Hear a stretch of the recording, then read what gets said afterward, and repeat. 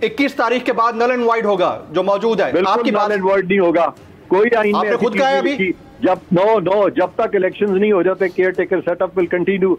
आप ऐसी बात कर रहे हैं कि रियासत को बगैर आप छोड़ देंगे किसी हुकूमत के, सवाल ही नहीं पैदा होता। शुएब साहब, इरफान कादिर साहब, बहुत शुक्रिया आपके वक्त के लिए। सबसे पहले तो आप साबिक अटॉर्नी जनरल पाकिस्तान के रहे, ये फरमाइएगा कि आज जो करारदाद मंजूर हुई है ये असरअंदाज हो सकती है सुप्रीम कोर्ट के 3 रुकनी बेंच के फैसले के ऊपर?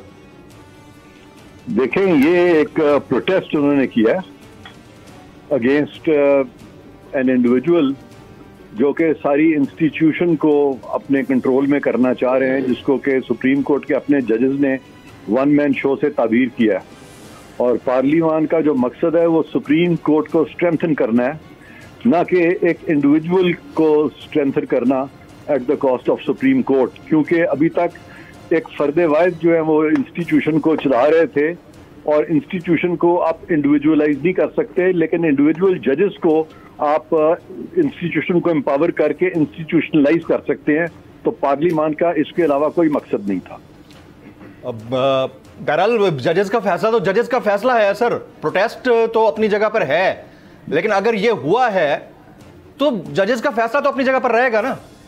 नहीं रहेगा ना, क्योंकि उन्होंने जजेस के फैसलों के खिलाफ ही इन जजेस ने फैसला किया। इन्होंने आइन के खिलाफ फैसला किया, इन्होंने स्टैट्यूट के खिलाफ फैसला किया। कौन सा आइन कहता है कि ये डेट जो है इलेक्शन की सुप्रीम कोर्ट देगा, यानी ये 3 जजेस देंगे? कहाँ लिखा है आइन में, कहाँ लिखा है उस इलेक्शन एक्ट में कि ये डेट जो है ये जजेस देंगे? या सुप्रीम कोर्ट को भी कोई इख्तियार डेट देने का नहीं है। और फिर इन्होंने कहा पहले सदर को सदर डेट देंगे, फिर कहा गवर्नर डेट देंगे, फिर इन्होंने खुद डेट दे दी। और सारी डेट जो दी वो 90 दिन के बाद दी, जबकि शोर ये मचा रहा कि 90 दिन में तो इलेक्शन हो ही नहीं रहा है, किसी ने भी नहीं डेट दी 90 दिन के अंदर। तो अब 90 दिन के अंदर किसी ने नहीं दी, तो फिर इलेक्शन कमीशन का काम था देने का कि ये खुद ही डेट इस तरह से देना शुरू कर दें। और फिर सारी बाकी पाकिस्तान की पार्टीज को सुना भी नहीं और वो उन जजेस को रख लिया बीच में। तो जो खुद कलामी की मादत इरफान कादिर साहब, तो आप ये कहना चाह रहे हैं कि अब इलेक्शन कमीशन, क्योंकि आप वकील हैं इलेक्शन कमीशन के, इलेक्शन कमीशन नहीं करा रहा फिर 14 मई को इंतखाबात? इलेक्शन कमीशन ने सुप्रीम कोर्ट के सामने जाके क्यों कहा था कि मैं डेट नहीं दे सकता? हाँ, ये आप पूछे इलेक्शन कमीशन से, उनसे पूछे। हाँ, ये मैं तो नहीं, आप एक दफा एक शो पे कह चुके हैं सर कि 14 मई को इंतखाबात नहीं होंगे। मुझसे पूछ के तो नहीं ये किया ना जो फैसला उन्होंने। नहीं, अगर मुझसे एडवाइस लेते तो मैं तो उनको बिल्कुल सही एडवाइस देता। इरफान कादिर साहब, आप एक दफा कह चुके हैं एक शो के ऊपर कि 14 मई को इंतखाबात नहीं होंगे, आप भी इधर हैं हम भी इधर हैं, तो इसकी मैं लॉजिकल रीजनिंग सुनना चाह रहा हूँ आपसे। नहीं होंगे, गैर कानूनी होगा अगर हुए तो। क्योंकि पाकिस्तान में जो आइन का मंशा है वो ये है कि हमेशा सारे पाकिस्तान में केयर टेकर सेटअप होता है, वफाक में भी और सूबे में भी, और फिर इकट्ठे इलेक्शंस होते हैं। ये पाकिस्तान को आप तोड़ना चाहते हैं, डिवाइड करना चाहते हैं कि 1 महीने के बाद एक इलेक्शन तो दूसरे महीने के बाद दूसरा इलेक्शन तो तीसरा इलेक्शन। कभी हुआ इस तरह?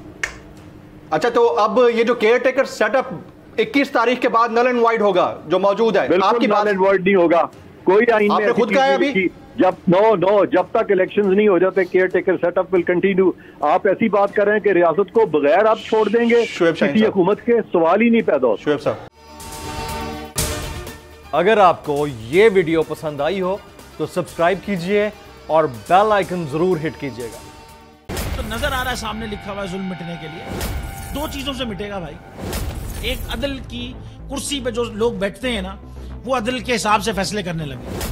दूसरा, कौम निकल खड़ेगी उस जुल्म के खिलाफ, तो जुल्म खत्म हो जाएगा। या इन दोनों में से कोई एक चीज हो जाए या दोनों हो जाए।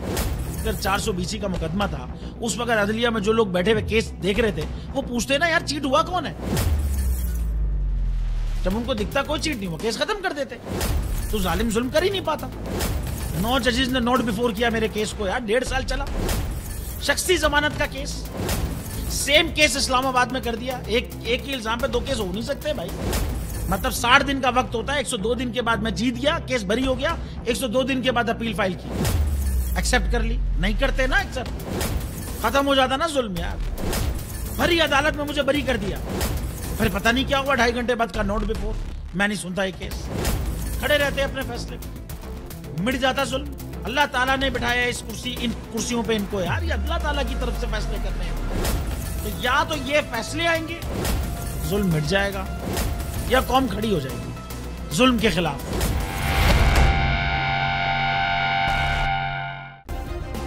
सब्सक्राइब करें और बेल दबाएं ताकि कोई खबर रह न जाए।